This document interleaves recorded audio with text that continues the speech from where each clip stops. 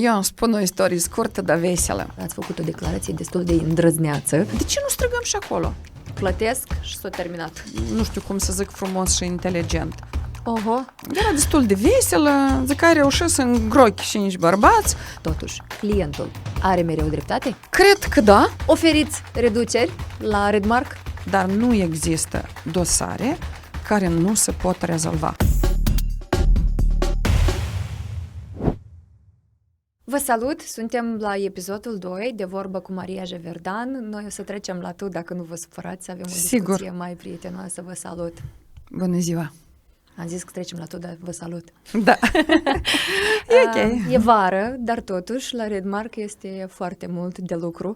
Noi ne-am asortat astăzi, observați, red, green, culorile brandului dumneavoastră, culorile afacerii dumneavoastră de suflet, fără ca să vrem, apropo, și fără să planificăm. E vară și totuși în oficiul Redmark sunt foarte mulți clienți, îndeosebi din cei din diaspora, care vin vara acasă în vacanță să se odihnească, dar de fapt sunt și cu treabă, cu documentele. Spuneți-ne cu ce probleme vin cei din diaspora, mai ales că majoritatea dintre ei deja dețin cetățenia română. De ce totuși ajung la Redmark? Păi eu trecut timp, de-aia așa ajung.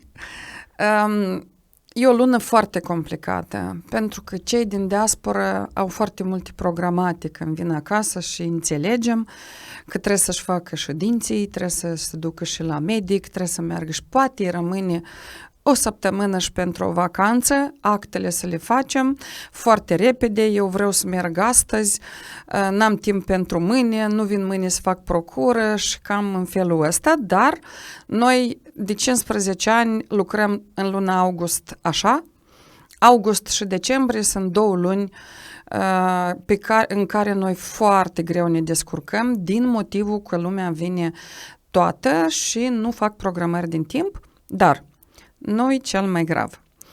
Revin la Redmark oamenii și eu mă bucur că revin la noi pentru că între timp au făcut modificări în viață. Unii s-au căsătorit, unii au divorțat, unii au născut un copil, unii au făcut modificări în țară, s-au mutat în altă țară.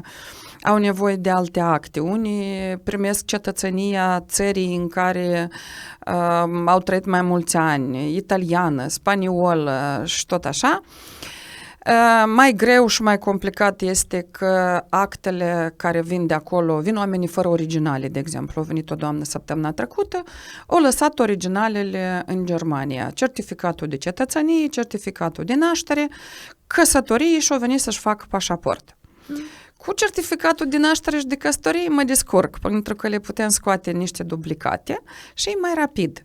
În cazul certificatului de cetățenie nu putem să facem nimic fără el, pentru că programările pentru a obține duplicat sunt foarte lungi și de aia n-am putut să o ajutăm, încercăm să obținem actele de acolo dacă le poate trimite.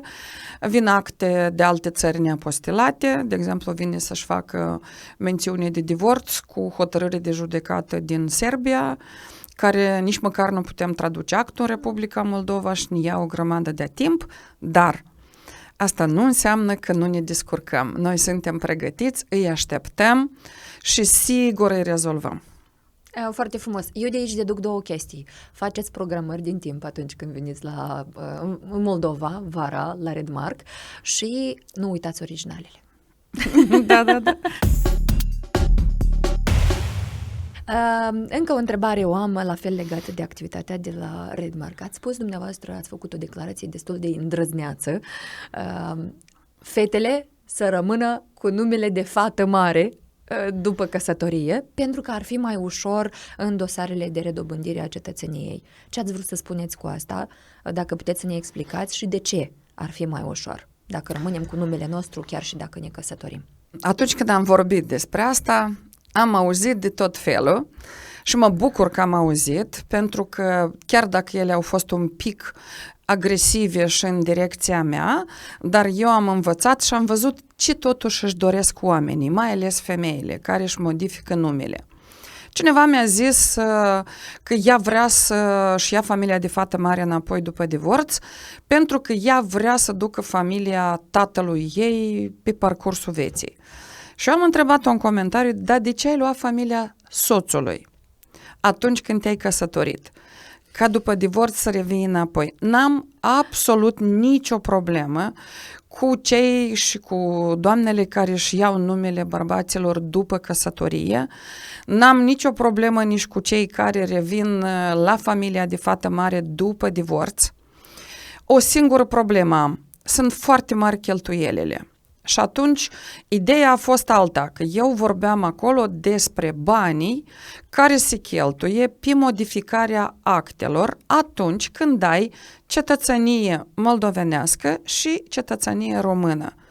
Toate actele le modifici în Republica Moldova, toate actele le modifici și în România. Și atunci sunt foarte mari cheltuielile. Aici era scopul meu, mai ales că eu am avut o istorie cu o doamnă care cineva a dus-o în eroare și ea și-a schimbat și casa și mașina, dar putea în 30 de zile să nu facă asta, să facem 2 modificări de nume. Era mai ieftin dacă schimbam întâi în numele de fată mare și apoi reveneam la numele după căsătorie. Da, deci costă destul de mult. Bine, la mine a fost motivul costului. Eu port numele fostului meu soț. Motivul pentru că îl poartă și fiul meu. Dar când am divorțat, era dosarul în desfășurare, adică era depus. Și eu m-am gândit că dacă am depus acolo totul cu numele Danielean și mă apuc acum pe parcurs să schimb totul, e mult prea greu și mult prea costisitor și la acel moment chiar avea pentru mine importanță partea financiară.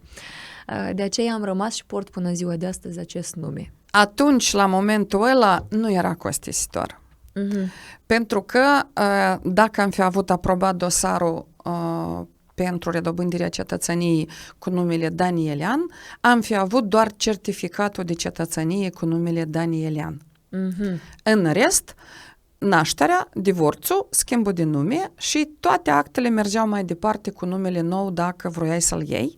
Eu mă refer la cei care deja au cetățenii și deja au toate actele, inclusiv buletinii pașapoarte. Așa. Dar dacă omul a depus dosarul cu un nume, între timp s-a căsătorit, nu există o problemă atât de gravă, pentru că certificatul de cetățenie doar va rămâne cu numele care l-a avut la început când a depus dosarul, restul actelor se vor modifica prin schimburi de nume, căsătorii, divorțuri, prin acte de stare civilă. Și atunci mergem cu ele până la pașaport, pașaportul va fi cu numele pe care îl vrei. Dar atunci deja când ai și pașaport românesc și moldovenesc, atunci trebuie să schimbi tot. Și asta e destul de scump. Sunt secrete. Ați început a povesti istorii interesante și presupun că aveți foarte multe. V-ați gândit vreodată câte dosare rezolvate, dar toate mi-a spus că sunt rezolvate la Redmark. Câte, în general? Care e cifra tuturor dosarelor care le-a avut Redmark? Nu știu dacă le-am numărat în 15 ani și nici nu ăsta este scopul meu. Scopul meu, de fapt, nici nu este în cantitate. Scopul meu totdeauna a fost în calitate. Și atunci când facem un lucru calitativ, desigur că o să ne ia un pic mai mult timp. Eu clienților totdeauna le spun când vin la mine ce economisim, timpul sau banii. Pentru că ambele nu putem, dacă economisim timp, sigur cheltuim mai mulți bani și invers. Nu le-am numărat, sunt foarte multe, cred că în anii începând cu 2010 și până prin 2016 a fost extraordinar de mult, adică aveam pe săptămână câte 100 de transcrieri. Doar pentru că atunci se aprobau foarte repede cetățeniile, se lucra foarte mult, dar era mai ușor. De-aia se reușea mai multă cantitate, pentru că nici nu erau atât de mari cerințele. În plus, consulatele aveau termenuri foarte scurte, ne ajutau foarte mult atunci consulatele. Acum consulatele au blocat toate cererile. Durează foarte mult, ca să nu zic că le-au blocat special, nu știm motivul, dar durează. Mă întorc la dosare rezolvate. Mie îmi plac toate dosarele cele mai grele. De ce? Și ultima perioadă doar de astea vin. De ce? Pentru că din dosarele complicate învăț foarte multe lucruri. atunci când lupți și pentru mine nu există, niciodată nu există nu, pe mine dacă mă dai afară pe ușă, eu intru pe fereastră, sigur până nu obțin ceea ce îmi trebuie. Azi dimineața am avut un băiețel care s-a dus în consulat pentru a lua o viză de studii și cineva din consulat i-a cerut un certificat confirmativ că este înscris pentru al 3-lea an de studii în România, dar instituția în care învață el va elibera acest act începând cu 30 septembrie. Mai devreme ei nu eliberează acest act. Și eu a venit la noi că gata, nu mai primește viză. Și eu îi spun, trebuie să dai un mail către instituția din România și să-i rogi să-ți dea un document confirmativ că anume din 30 septembrie vor începe să elibereze aceste acte. Nu-i nimeni, toți în concediu. Roagă-i, este cineva de serviciu, sigur, roagă-i să trimită un mail direct către consulat. Va fi VA. El mi-a zis că îi trebuie act original. Păi dacă instituția din România va trimite către o altă instituție românească în consulat acest mail, nu va fi nevoie de original. Ei colaborează între instituții. Nu o să vrea să răspundă. Îi trebuie original. Și eu zic, dacă tu din start gândești la fiecare întrebare a mea, el avea un răspuns negativ. Era pus pe negativ. Nu ai cum să obții rezultat. Eu în forma asta nu gândesc niciodată. Pentru mine nu înseamnă mai încearcă o dată. Eu nu știu ce înseamnă cuvântul nu. Oricum există o soluție. Nu există nicio problemă fără soluții. De-aia mergem, acum am avut o situație, chiar azi a venit doamna cu un dosar complicat, are un certificat de deces a bunicii, care este născută în 1920. Nu are nașterea bunicii, am verificat actele pe stare civilă și am depistat că s-au căsătorit în 47, dar nu avea data, luna, anul naștere scris în căsătorie când s-au născut, dar era scris la vârstă de 20 de ani. Și eu mă uit, 1947, 20 de ani avea doamna, înseamnă că nu e născut în 20, Da, în 27. dar trebuie să fie născut în 27. Ne întoarcem înapoi. Am îmblat aproape 2 săptămâni până le-am dat eu ideea că este certificatul de deces este ăsta pe care îl avem noi, doar că acolo este greșit anul nașterii doamnei. Am ajuns la Călăraș, am ridicat registrele și s-a depistat, da, doamna s-a născut în 27, am găsit și certificatul de naștere, dar ne-au luat ca timp, ne-a luat asta aproximativ vreo 2-3 săptămâni de zile, pentru că am primit, cred că 3 certificate de deces cu același nume, care nu erau a ei. Oho. Nu, erau certificat și ea și la mână avea un certificat, noi am crezut de la început că ăsta nu-i decesul ei. Până la urmă era decesul ei, doar că avea actele greșite și din motivul noi nu aveam certificatul de naștere, nu știam foarte bine nici familia de fată mare, dar am găsit-o până la urmă. Mie îmi place când eu găsesc familia și sunt clientul și spun, de exemplu, am găsit bunica dumneavoastră era Negrescu. Da, știam, dar când am întrebat până la asta de 10 ori, nimeni nu știa cum este familia de fată mare a doamnei. De-aia îmi plac dosarele complicate, toată lumea care are dosare grele să vină la mine. Eu totdeauna le spun, nu depun la cetățenie că mi s-a spus că nu am voie, că nu e o concordanță între nume sau date de naștere. Oameni buni, toate actele astea se corectează. Dacă nu reușim prin stare civilă, corectăm prin instanță de judecată. Dacă nu există certificatul de naștere a bunicii, asta nu înseamnă că noi nu putem să-l reconstituim. Iarăși, ori prin stare civilă, ori prin instanță de judecată. Oamenii se sperie la început că sau merg la stare civilă și le zice, nu vă dăm certificatul de naștere a doamnei, că nu este concordanță între căsătorie și deces. Și nu se eliberează actul. Ce facem în cazul ăsta? Ridicăm părinții ei. Dacă doamna e din 20, eu ridic părinții ei, care sunt născuți în 1800 și nu știu cât, la care verificăm datele și după părinți putem modifica familia, numele și tot ceea ce este. Doar că deja sunt certificate de arhivă și pierdem mai mult timp. Dar nu există dosare care nu se pot rezolva. Și cel mai important, că din fiecare dosar învățăm o lecție și pe urmă, desigur că o aplicăm la ceilalți care vin cu aceeași problemă. Eu îmi dau seama că dumneavoastră reconstruiți absolut tot arborele genealogic a unei întregi generații sau familii sau persoane. Dar totuși, care e cea mai impresionantă istorie legată de un dosar foarte dificil? Nu știu, era legat de mai multe divorțuri, de un deces fals sau de... Mai știu, eu îmi dau liber imaginației. Dar îmi dau seama că sunt niște istorii care viața bate istoria, bate filmul. Eu îmi spun o istorie scurtă, dar veselă. Am avut o doamnă care avea vreo 60 de ani și a venit la noi, am pregătit dosarul, nu am făcut noi dosarul pentru cetățenie, doamna avea cetățenie aprobată, a venit la noi la transcrierea actelor de stare civilă și când mi-a adus un pachet de acte, avea 5 decese. A fost căsătorită de 5 ori și toți 5 bărbați au decedat. Oho!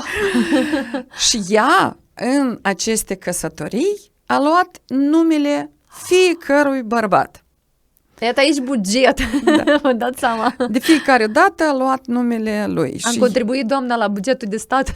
Era destul de veselă, zic că ai reușit să îngrochi 5 bărbați, eu zic, dar deja vă rog să vă opriți, că nu mai puteți, dar zic că nu mai e nimeni deja în sat.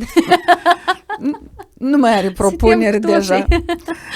Sunt divorțuri diferite. Cele mai complicate proceduri sunt atunci când avem acte nu doar din Republica Moldova. Iată, acum am o istorie cu o doamnă care s-a căsătorit în 1990 în Serbia. A născut un copil în Republica Moldova. În 1992 sau 93 a divorțat tot în Serbia printr-o hotărâre de judecată. În Republica Moldova, doamna n-a purtat niciodată numele soțului, dar în certificatul de naștere a fiicei este scris nume dublu, numele doamnei de fată mare și numele fostului ei soț.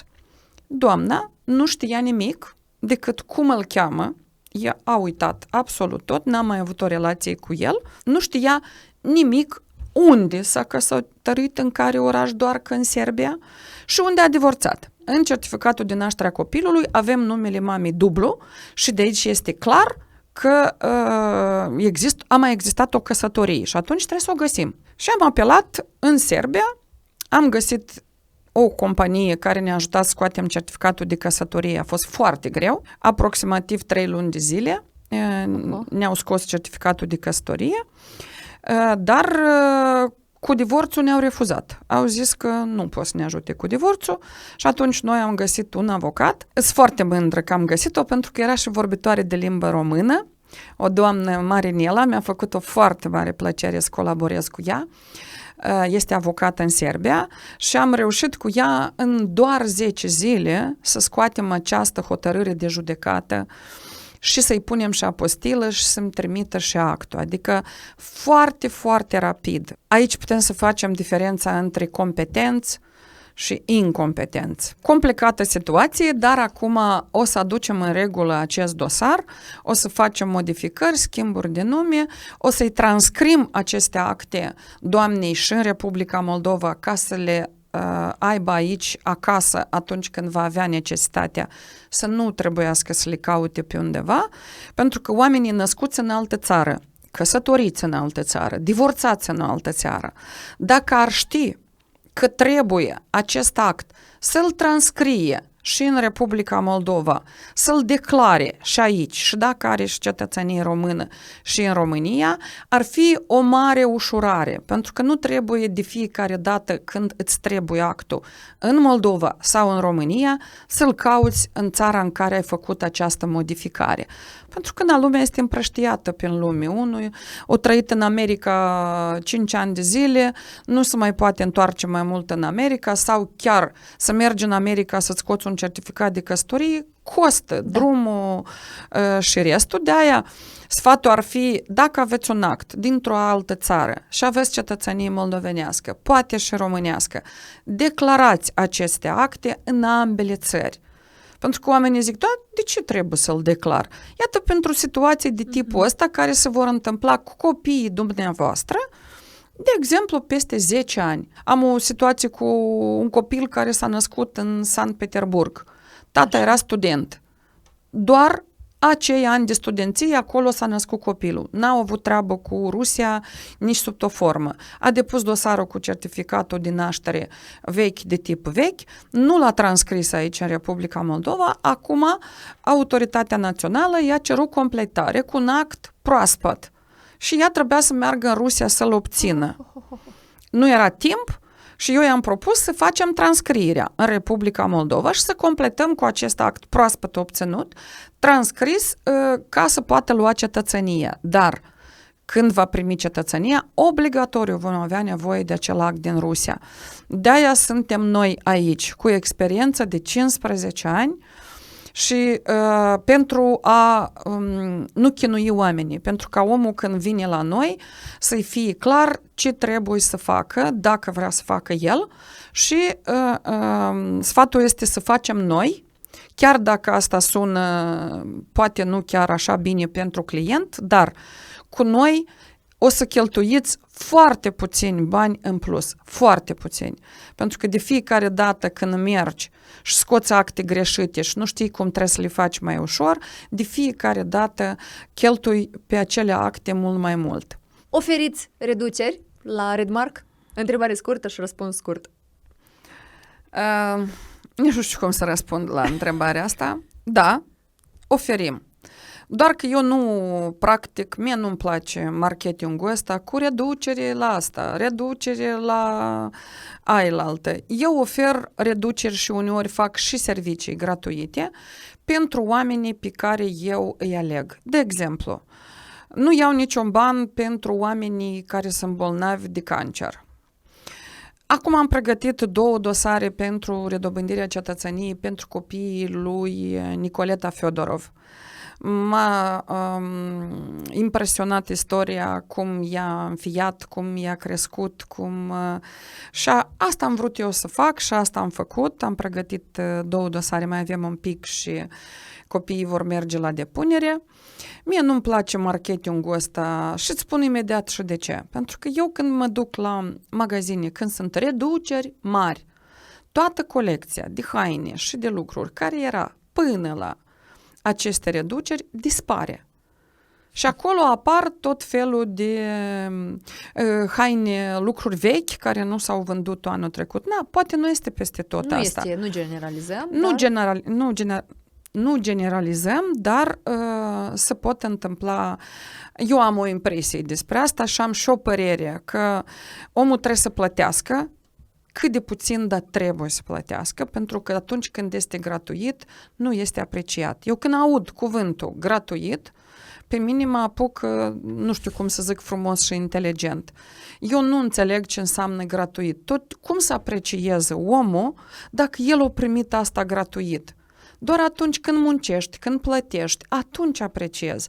Atâta timp cât tu primești asta gratuit, nu ai cum. În plus, cum să o dau eu gratuit, dar că eu toată informația pe care o am, toate cunoștințele pe care le am eu, sunt învățate și plătite. De fiecare dată există o pierdere, dacă este o greșeală, este și cu cheltuială, este o pierdere și desigur că este și o lecție. Și eu totdeauna spun, dacă lecția nu poate fi gratuită, totdeauna va fi și cu un preț. Exact. Și când cineva îți dă ceva pe gratis, pune-te pe gânduri. Că poate să nu fie total gratis, poate să existe acolo niște așteptări sau poate niște obligații ascunse. Nici nu știu dacă dă cineva gratis. Eu zic, asta e și ideea. Dacă vrea omul să facă un cadou, vrea să te mulțumească cu ceva, asta da. Dar în momentul când eu trebuie să dau ceva gratuit, nu-l dau nu pentru că vreau bani sau nu știu ce. Eu nu fac lucruri gratuite pentru că oamenii nu vor aprecia asta. Atunci când tu câștigi, atunci când tu plătești, sigur o să prețuiești orice faci și orice câștigi. Nu generalizez, dar am avut momente în care am primit gratuități Și după asta am înțeles că după ele se ascundeau anumite intenții, O anumite costa mai scump. dorințe și când mi se spunea, uite, eu ți-am oferit asta și cumva stăcea și la un moment dat, dar tu ce mi oferi? Și ceea ce ofeream eu costa cu mult mai mult decât acea gratuitate care am primit-o. Cum am zis, că trebuie să plătesc. Plătesc și s-a terminat. Trecând de la activitatea noastră la oameni, la relațiile cu oamenii, și eu și dumneavoastră muncim zi de zi cu oamenii. Cum e să lucrezi cu oamenii în Republica Moldova și nu doar, și nivelul de educație. Cum îl simțiți, mai ales pe acesta, având atâția ani experiență și interacțiune cu oamenii? S-au schimbat oamenii spre bine? Nivelul de educație a crescut sau nu? Nu știu dacă pot eu măsura dacă a crescut sau a scăzut. Strict părerea mea este că a scăzut, din mai multe motive, din lucrurile ușoare care au apărut. De exemplu, internet, inteligența artificială. Cu ajutorul inteligenței artificiale putem ușura un pic munca, dar nu deconecta creierul. Pentru că atâta timp cât noi deconectăm creierul, nu poate, absolut niciodată nu va ieși nimic. Creierul trebuie să fie în lucru permanent. Eu am ajuns la o vârstă când aș putea să mă opresc un pic. Eu lucrez anume în cetățenii, anume cu acte complicate, când nu fac doar cetățenie, am și alte activități, vorbim altă dată despre ele. Da. Dar pentru că când mă întreabă cineva, Maria, dar mai odihnește un pic, nu vreau, dacă mă opresc, simt că o să mi se atrofieze creierul. Mie îmi trebuie creierul să fie în lucru permanent. Atunci când creierul gândește, atunci când oamenii forțează creierul, puterile, gândirea, atunci sigur vor fi rezultate. Nu vrea lumea să muncească în ziua de astăzi, nu vrea lumea să citească, pentru că există aceste alternative ușoare, simple, mă duc acolo, copii de acolo, scriu de acolo. Dar eu urmăresc foarte mulți tineri pe Instagram. De exemplu, astăzi dimineață m-am alintat cu un interviu de-a lui Satoshi. Eu sunt drăgostită în băiatul ăsta. Subscriu. Eu când am auzit primele piese a lui, eu ca om mai vârstnic, fără ca să înțeleg despre ce să vorbea acolo, despre ce să cânta de fapt acolo, nu am putut niciodată să-mi închipui că metoda lui de a cânta și cu metoda de a vorbi este absolut total diferită. Este un băiat extraordinar. Revenind la relațiile cu oamenii, cum reușește Maria Jeverdan să-și păstreze calmul în anumite situații tensionate? Pentru că ele există la oricine. Maria Jeverdan luptă cu asta ultimii 10 ani de zile, sigur. Pentru că eu sunt fecioară după zodie, sunt foarte perfecționistă și mi-e foarte complicat să înțeleg oamenii care repetă o greșeală în fiecare zi. Doar aici mă întâlnesc cu problema. 2. Nu ascultă oamenii și nu judecă. Oamenii încep să strige înainte de a înțelege. Adică și nici n-are cum să înțeleagă pentru că el vorbește odată cu mine. Eu încerc să explic, el încearcă să-mi spună decizia și ceea ce crede el. Am avut săptămâna trecută o situație tare, tare urâtă cu un băiat care n-avea nicio treabă cu procedura pe care o făceam noi, dar supărat de o altă companie că l-a dus la transcrierea certificatului de căsătorie cu un buletin românesc care era anulat și ei nu l-au verificat. A venit omul cu soția, au mers în România, soția însărcinată, s-a supărat, a venit la noi să-i facem alt buletin. Dar avea certificat din 2015 transcris de către sectorul 1.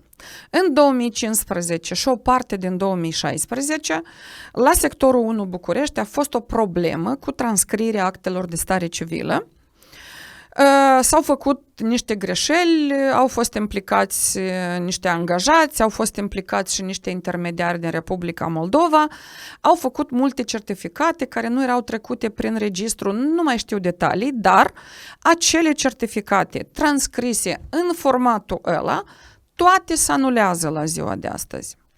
Și noi, dacă mergem, dar nu toate actele din 2015 și 2016 sunt de tipul ăla. De exemplu, eu n-am făcut acte, n-am transcris atunci în perioada aia, prin metoda care se făcea atunci, pentru că din start era clar că nu este bună, dar nu ne întoarcem acolo, ne întoarcem la situația care o aveam. Certificat din 2015.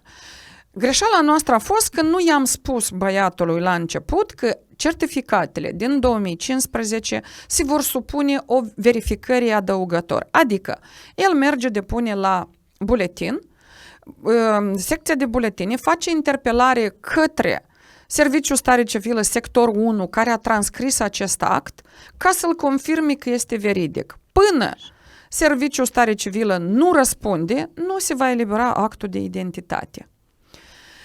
Am crezut că vor răspunde foarte repede și nu va afecta perfectarea actului ăsta. Dar, cu părere de rău, sectorul numărul 1 din București, Stare Civilă, a răspuns foarte greu. Practic n-au răspuns până la ziua când s-a creat între noi neînțelegerea cu băiatul. A trecut aproape o lună de zile, buletinul stătea la prima fază, adică el nu trecea mai departe. Eu mi-am pus întrebarea, am sunat pentru că noi am depus atunci, dar n-am păstrat pachetul de acte la noi. Am depus dosarul, imediat cum am văzut că stă buletinul acolo, mi-a venit ideea că să nu fie certificat din 2015, i-am sunat, mi-au trimis o poză la certificat, s-a confirmat. Eu prima ce am făcut, am rugat avocatul să meargă la Serviciul Stare Civilă în București, cu acel act, să vedem dacă este veridic și să-i roage ca să răspundă mai rapid. Asta a fost joi. El, fiind deranjat de prima companie, n-a auzit ce am spus eu. Vorbea odată cu mine. Cel mai grav că vorbea foarte murdar. N-am auzit niciodată în viață un băiat din 94 să vorbească cu o femeie de 55 de ani atât de murdar.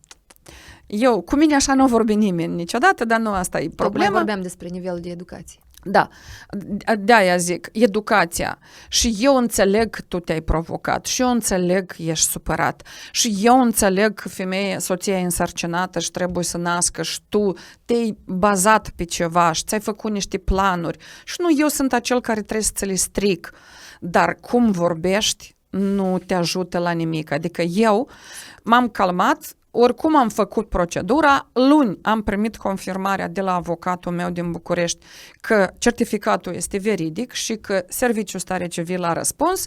Cred că într-o săptămână va fi gata și buletinul. I-am comunicat, dar dacă mă supăram atunci, că răspund la întrebarea ta cum reușiți, dacă mă supăram atunci, eu cred că acest băiat trebuia lăsat. Trebuia lăsat să piardă timpul, trebuia să așteptăm până va răspunde, pentru că există uneori Starea Civilă Sectorul 1 București și alte sectoare nu răspund și câte 2-3 luni de zile. Și trebuie să mergi. Eu am implicat un avocat care m-a ajutat să fac această procedură și voi face asta totdeauna. Pentru că atunci când eu mi-am luat o obligațiune să fac un serviciu, eu obligatoriu voi duce procedura până la capăt, chiar dacă cu mine s-a vorbit urât. Nu știu de unde lumea asta a luat modalitatea acum de a striga, țipa, vorbi urât, scrii comentarii, scrii recenzii, de a umili, de a jigni, neavând nicio treabă. Avem oameni care au scris comentarii, recenzii pe Google, care nici măcar n-au colaborat cu noi, doar s-au consultat, atât. Și el și-a făcut o părere că eu nu i-am dat voie să discute, să vorbească. Păi tu dacă ai venit la mine după consultații și vrei să înțelegi cum să-ți pregătești dosarul, înseamnă că eu vorbesc, nu tu. Pentru că tu ai venit la medic. Logic. Lupt cu asta. Încă mai scăp câteodată și nu pot să mă țin în limite. Dar noi ne întoarcem la fraza Maria, ține-te în mâini. Da, doar că foarte, foarte rar. Revenind iată la ceea ce ați început să spuneți, aveți momente în care clienții supărați pe alte companii, poate pe bună dreptate, vin și apelează la serviciile Redmark, dar în același timp cu supărările din celelalte relații. În fiecare zi sunt oameni de ăștia. Pentru că nu știu dacă totdeauna depinde de o companie. Eu cred că uneori depinde și de client. Dar companiile sunt câteva pe piață pe care eu le respect. Pentru că sunt de 15, 17, 18 ani aici și pentru că încă sunt, dar uneori problema nu este în companie. Problema este în persoana care a examinat acest dosar, care poate nu este cel mai bun specialist. Eu vreau să-i apăr, eu nu vreau să-i supăr.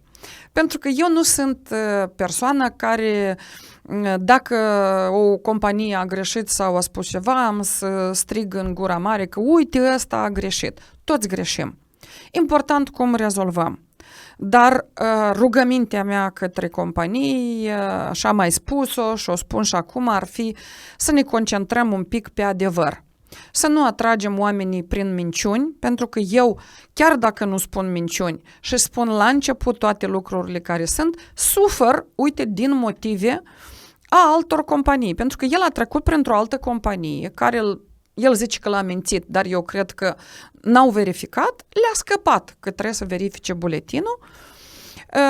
Și în momente de astea, când el a trecut printr-o altă companie, unde s-a supărat, dezamăgit, nici nu știu cum să mai găsesc cuvântul potrivit, lucrurile astea se întorc uneori și împotriva noastră, pentru că el nu mă mai crede nici pe mine. Exact. Da, pe mine asta mă doare. De ce nu mă crede? Că eu nu spun minciuni, că eu nu fac rău, că eu explic, că eu ajut, că eu rezolv, chiar dacă am greșit. Noi greșim foarte puțin. Și de foarte multe ori nu este vina noastră. Pentru că omul vine la mine și eu înțeleg că el dacă a venit la mine, s-a înțeles cu mine, i-am spus un termen, i-am spus un cost, el are o cerință și o încredere. Dar nu trebuie să uităm că toate serviciile pe care le prestăm noi sunt legate de instituții de stat. Și noi toți știm cum lucrează instituțiile de stat. Sunt mai ales că acum sunt o grămadă de modificări în lege și ei nu înțeleg încă toate sistemele când lucrează. Totuși, clientul are mereu dreptate? Din rusă, client всегда прав. Cred că da. Dacă nu sunt implicați alți factori în acea procedură. Dacă clientul ar lucra doar cu mine, eu i-aș da dreptate. Dar atunci când eu sunt intermediarul care gestionează toată procedura asta, dacă n-aș fi eu, lui i-ar fi de 10 ori mai greu. Pentru că el când ajunge și intră în consulat și lui îi spune așa, el acolo tace. Dar iese din consulat, pentru că nu-i garantat și cel din consulat este cel mai bun specialist. Consulații, diplomații vin, se duceau înainte în țări nu pentru a face acte, dar pentru a fi diplomați, pentru a face, pentru altceva veneau în alte țări. Și acum nu e exclus că nici cel din consulat nu știe adevărul, nu știe cum este lucru adevărat. Acolo el tace, dar la mine, când vine, poate striga. De ce? De ce nu strigăm și acolo? De ce nu strigăm în instituțiile de stat? Dar mai bine să nu strigăm nicăieri. Noi în ediția asta ne-am axat mai mult pe activitatea Redmark și pe partea profesională și pe subiectele sociale.